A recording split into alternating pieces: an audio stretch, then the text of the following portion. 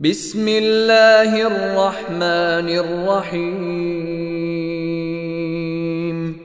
اقرأ باسم ربك الذي خلق خلق الإنسان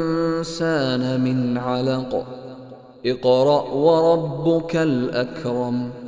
الذي علم بالقلم علم الإنسان ما لم يعلم كلا إن الإنسان ليطغى أن رآه استغنى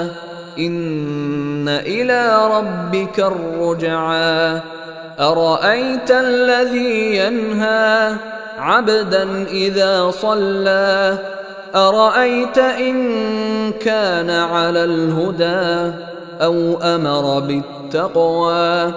أرأيت إن كذب وتولى ألم يعلم بأن الله يرى كلا لئن لم ينته لنسفعا بالناصية ناصية كاذبة خاطئة فليدع ناديه سندع الزبانية